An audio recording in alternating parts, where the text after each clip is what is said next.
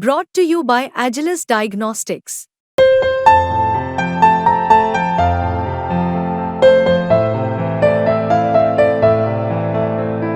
Agilus Diagnostics. नमस्कार, आप देख रहे हैं बिस्तक। मैं हूं रजत देवगन। आज जब इंडियन मार्केट्स की ओपनिंग होने वाली थी तो खराब संकेत देखने को मिल रहे थे across the board. American markets केंद्र बिंदु बने थे। पिछले सत्र में अमेरिकन मार्केट से गिरावट का सिलसिला शुरू हुआ। डाउ जोन्स, S&P 500, नैस्डैक सब स्लिप कर गए। नैस्डैक 3% लुढ़क गया और वहां पर फोकस में आया एनवीडिया, जो कि 9% टूटा इंट्राडे बेसिस पे। इसका मतलब ये कि 280 बिलियन यूएस डॉलर्स की मार्केट कैप साफ हो गई एनवीडिया की। कभी भी इतिहास में इतनी ज्यादा मार्केट कैप एक ही दिन में किसी कंपनी की उड़ गई हो अमेरिका में, ऐसा नहीं देखा। ये पहली बार देखा था। और खबर वहां पर ये कि एंटी ट्रस्ट इन्वेस्टिगेशंस हो रही हैं एनवीडिया के ऊपर, क्योंकि वहां पर उन्होंने आर्टिफिशियल इंटेलिजेंस चिप सप्लाईज में अपनी डोमिनेंस का गलत इस्तेमाल किया है। बस ये खबर थी जो सेमीकंडक्टर शेयर्स के ऊपर हावी हो गई और across the board semiconductor shares टूटे। फिर तो जब आज एशियन मार्केट्स ओपन हुए, ताइवान ओपन हुआ, तो वो तो और टूट गया 4.5% से ज्यादा। फिर निके में गिरावट, कॉस्पी में गिरावट, हैंगसेंग में गिरावट। कोई ऐसा मार्केट नहीं था जहां पर हर निशान में कामकाज हो रहा हो। और गिफ्ट निफ्टी बता रहा था कि ये 150 से 170 पॉइंट्स का गोता तो आज हमारे मार्केट भी झेलेंगे। अब हम तो खुशी मना रहे थे। पिछले कुछ दिनों से लगातार 14 ट्रेडिंग सेशन से निफ्टी ऊपर था।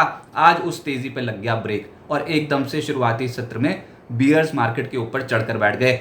आज के दिन का ओपन था 25,089। आज के दिन का लो लगाया 25,083, लेकिन उसके बाद थोड़े हिचकोले खाने लग गया शुरुआती सत्र में निफ्टी। और फिर हमने धीरे धीरे देखा दोपहर में मार्केट पिकअप कर रहा है और दिन की ऊंचाई पर जाकर बंद हुए हैं। हमने एशियन मार्केट्स की तुलना में कम गिरावट झेली है। आज पुल बैक ज्यादा देखने को मिला निफ्टी पे। आज के दिन का हाई है 25,216 और क्लोजिंग आई है 25,198, यानी कि एक बार आप 196 पॉइंट्स नीचे थे। कुल मिलाकर 81 पॉइंट्स की गिरावट के साथ बंद हुए हो, तो यानी रिकवरी के साथ बंद हुए हो।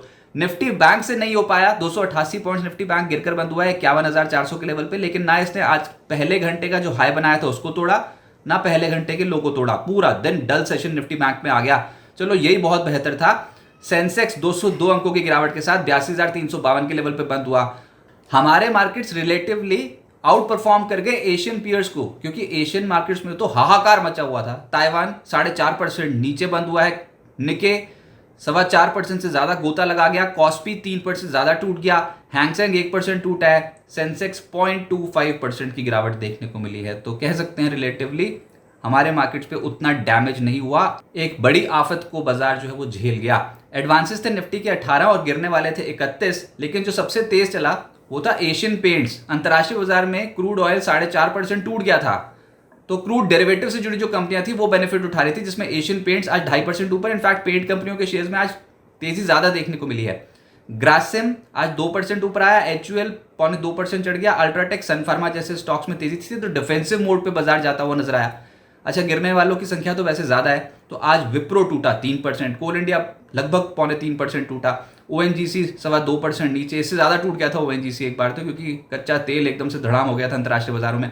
हिंडाल्को, LTIM जैसे स्टॉक्स पे गिरावट देखने को मिली। एफएनओ गेनर्स में बायोकॉन क्या ताबड़तोड़ चला है, आज 5% ऊपर। HPCL का स्टॉक 4.5% चढ़ गया। बर्जर पेंट 3.5% ऊपर। ग्रैन्यूल्स, MCX इंडिया, ये कुछ ऐसे स्टॉक्स हैं जो 0.25% का रिटर्न दे रहे थे। एफएनओ लूजर्स में RBL बैंक नजर आएगा आपको 4% नीचे। फेडरल बैंक 3.5% टूटा। विप्रो 3% नीचे। कोल इंडिया, टाटा पावर 3% टूटते हुए नजर आए। मिड कैप गेनर्स में CCL 15% ऊपर। PPL फार्मा 10% चढ़ गया। मोरपेन लैब्स 10% ऊपर। जुबलेंट इंग्रीविया 10% चढ़ा। DCW 8% चढ़ा। मार्क्सन 7.5% ऊपर। रिलायंस इंफ्रा 7% ऊपर। मैसडॉक लगातार दूसरे दिन चढ़ा, 7% आज भी चला है। BEML 6.5% चढ़कर बंद हुआ और इंडिगो पेंट्स 6% चढ़ गया। मिड कैप लूजर्स में ऑयल इंडिया 6.5% नीचे। GIC RE 5.5% टूटा है। थॉमस कुक 5% नीचे आया। KSB, Ahluwalia contracts, Tilak Nagar industries, VRL logistics 4% से 5% के आसपास टूटे हैं। वेसुवियस, गोडफ्रे फिलिप्स और लेमन ट्री 3.5% से करीब करीब 4% टूटे हैं।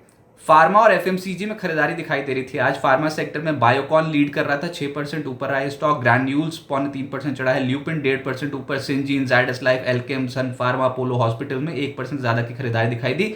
FMCG में डाबर लीड कर रहा था, 2% ऊपर रहा है स्टॉक। HUL, मैकडॉवल, इन स्टॉक्स में तेजी थी। HUL का स्टॉक आज 0.2% चढ़ा है। Varun beverages, Colgate, Godrej consumer, Marico जैसे स्टॉक्स में तेजी देखने को मिली। रियल एस्टेट में प्रेस्टीज एस्टेट्स एकाएक चल गया 5%। ब्रिगेड 2% ऊपर। सनटेक 2% ऊपर। फिर उसके बाद हल्की खरीदारी ओबरो रियल्टी, गोदरेज प्रॉपर्टी, सोभा, DLF जैसे स्टॉक्स में। जो गिरावट थी उसमें थे पीएसयू बैंक्स, जिसमें बैंक ऑफ बड़ौदा 3% नीचे, कैनरा बैंक 2.5% नीचे, पीएसबी 2.5% नीचे, इंडियन बैंक 2.5% नीचे, पीएनबी, यूको बैंक, एसबीआई सब स्टॉक नीचे थे। एसबीआई का स्टॉक 1% गिरा है। आईटी स्टॉक्स में विप्रो गिरावट झेल रहा था 3% की, फिर emphasis, एलटीआईएम, Coforge, LTTS, Infosys, persistent, TCS, ये सब स्टॉक्स लाल निशान की क्लोजिंग दिखा गए। लेकिन नैस्डैक में डैमेज ज्यादा दिखाई दिया था, उसके कंपैरेटिव आईटी स्टॉक्स में उतनी भयानक बिकवाली नहीं आई आज के सत्र में हमारे आईटी स्टॉक्स में। मेटल्स में आज नाल्को 2.25% नीचे बंद हुआ, हिंद कॉपर 2.25% नीचे, हिंडाल्को 2% नीचे, NMDC, steel authority, Ratnamani, Hind Zinc, Vedanta, इन सब स्टॉक्स में आज करेक्शन देखने को मिली। Oil and gas play mix रहा, जिसमें आज गिरे हैं ऑयल इंडिया 6% से ज्यादा। ऑयल इंडिया, ओएनजीसी तो खैर कच्चे तेल का इंपैक्ट था, कच्चा तेल अंतर्राष्ट्रीय बाजार में गोता लगा गया तो दोनों स्टॉक्स टूट गए। ओएनजीसी भी 2.25% नीचे रहा। फिर जीएसपीएल में प्रॉफिट बुकिंग आ गई, 3.25% नीचे रहा। गुजरात गैस 2.25% नीचे। गेल में भी हल्की गिरावट देखने को मिली, लेकिन ऑयल मार्केटिंग कंपनीज में एचपीसीएल आउटशाइन कर गया, 4.5% ऊपर रहा। और कैस्ट्रॉल एक स्टॉक था जहां पर 1% के रिटर्न आए।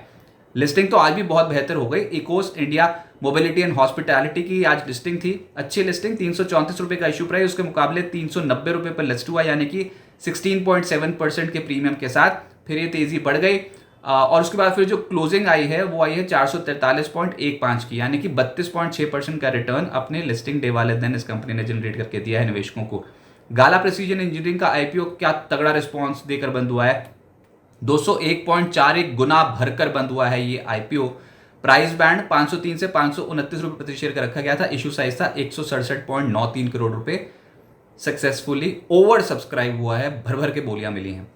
अब आगे क्या होगा देखिए, निफ्टी ने लगातार 14 ट्रेडिंग सेशंस पॉजिटिव क्लोजिंग दिखाई थी, उसके बाद आज उस तेजी पर लग गया है ब्रेक, और कारण इंपोर्टेड थे। अंतर्राष्ट्रीय बाजारों में जिस तरह की गिरावट देखने को मिली उसका असर आज हमारे मार्केट्स पे भी आया, लेकिन हमारे मार्केट्स उतनी एग्रेसिव तरीके से टूटे नहीं। तो कह सकते हैं कि बुल्स ने अपनी शक्ति तो दिखा दी, निचले स्तरों से संभल गया मार्केट। अन्य बाजारों की तुलना में हम कम गिरे हैं। बुल्स ने 25,050, 25,100 के जोन को बखूबी डिफेंड किया आज के सत्र में। तो ये लेवल्स ऑप्शन, अगर आप ऑप्शन डेटा देखोगे उसमें आपको दिखाई देगा कि हाँ, पुट राइटिंग इन स्तरों पर एग्रेसिव है। तो ये लेवल्स अभी भी ऐसा लग रहा है कि बहुत ही इंपॉर्टेंट सपोर्ट जोन्स एक्ट करने वाले हैं इस सीरीज के लिए। तो 25,050, 25,100 को होल्ड कर गए और निचले स्तर से तगड़ी वापसी कर डाली। अब कल निफ्टी की वीकली एक्सपायरी है, ये भी समझ में आता है कि ऊपर चढ़ने में दिक्कत आएगी, तो ऑप्शन राइटर्स ऐसे में बहुत डोमिनेट कर जाएंगे, उनको तो बहाना मिल गया। तो कॉल राइटर हायर साइड पे जैसे ही मार्केट जाएगा एकदम से आकर जमकर बैठ जाएंगे, और जैसे ही मार्केट टूटेगी तो नीचे पुट राइटर जमकर बैठ जाएंगे, तो बाजार एक दायरे में फंस जाएगा। हायर साइड पे क्या, हायर साइड पे 25,265 से लेकर 25,320 के लेवल को पार करने में चुनौती आ जाएगी। यही जोन है जो रेजिस्टेंस की तरह एक एक्ट करेगा। और नीचे जैसे मैंने बताया कि 25,050, 25,100 के आसपास बहुत अच्छा सपोर्ट जोन निकल के आता है। सपोर्ट पर खरीदारी करें, रेजिस्टेंस पर बिकवाली करें, थोड़ा एग्रेसिव अप्रोच रखेंगे ट्रेडर्स। अभी छोटे छोटे प्रॉफिट्स लॉक करने की कोशिश करेंगे।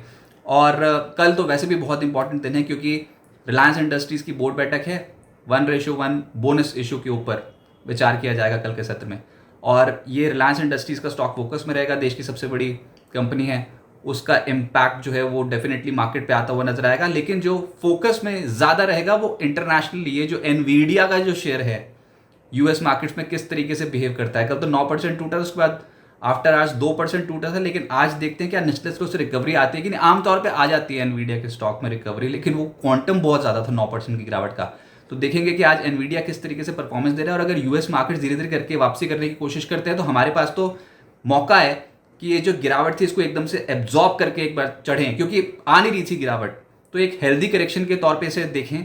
और बाजार ने अभी भी अपने इंपॉर्टेंट सपोर्ट जोन्स तोड़े नहीं है, बल्कि उनको टेस्ट किया है आज के सत्र में। तो एक बड़ा झटका तो बाजार झेल गया, लेकिन एक फिर से बड़ी रैली पकड़ने के लिए अंतर्राष्ट्रीय बाजारों का योगदान बहुत ज़्यादा ज़रूरी होगा।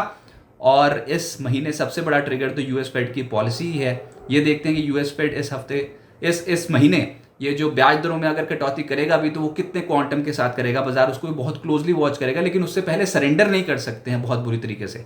तो डिप्स में ऐड करें पोजीशंस, और कोई भी मौका बाजार में पोजीशंस तेजी की साइड बनाने का है। अभी हमने आज के सत्र में 25,050, 25,100 के जोन को बचाया है, और हो सकता है कि कल के सत्र में निचले स्तरों से वापसी करने की कोशिश करें। बिस्तक आपके लिए लाया है प्रीमियम मेंबरशिप प्रोग्राम, जहां आपको मिलेंगे कई सारे फायदे, जिनमें मार्केट न्यूज़लेटर, लाइव चैट पर आपके सवालों के सबसे पहले जवाब, मार्केट आउटलुक, वीकेंड पर मार्केट स्कैन, एंकर्स के साथ चैट और भी बहुत कुछ। इस प्रीमियम सब्सक्रिप्शन में 3 तरह के प्लान्स हैं, सिल्वर, गोल्ड और प्लैटिनम, जिनकी शुरुआत मात्र 159 रुपए महीने से होती है।